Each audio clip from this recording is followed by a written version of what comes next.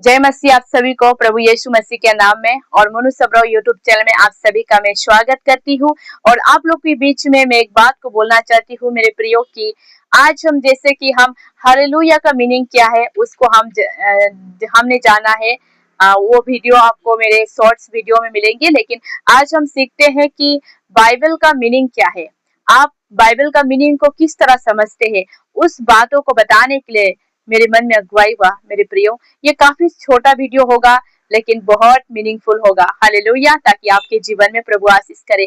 मेरा मानना है और मेरा सोच है कि बाइबल जो है उसका असली मीनिंग जो है ये है कि बाइबल हमें शक्ति देता है।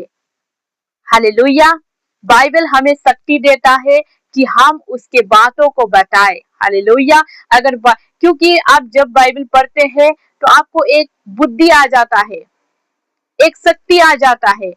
और जब आप बाइबल के वर्ड्स को लेकर जब आप बोलोगे, लोगों के सामने में कहोगे, आपको अंदर से प्रभु एक शक्ति देता है।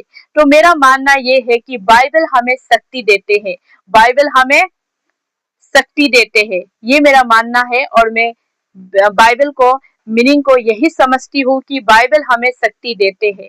आप क्या समझते हैं बाइबल के बारे में ये मैं नहीं जानती, लेकिन सत्य मीनिंग और समझने का मीनिंग यही है कि बाइबल हमें शक्ति देते हैं, बाइबल हमें शक्तिहीन बनाते हैं ताकि शैतान के कामों को हम बाय बाय कर सके, शैतान के कामों को हम वचन के द्वारा तोड़ सके। इसीलिए बाइबल हमें शक्ति देते हैं। इसलिए आपको बाइबल हमेशा पढ़ना चाहिए, रोज पढ़ना चाहिए, क्योंकि बाइबल आपको शक्ति देता है शैतान के कामों से उसको हटाने के लिए, बाय बाय करने के लिए बाइबल हमें शक्ति देते हैं मेरे प्रियो। तो आप समझ पा रहे होंगे कि बाइबल हमें बल देता है, शक्ति देता है, और शैतान के कामों को हराने के लिए, बाय बाय करने के लिए बाइबल हमें शक्ति देते हैं मेरे प्रियो। इसलिए मेरा मानना यह है कि बाइबल हमें शक्ति देते हैं, उनका वचन हमें शक्ति देते हैं।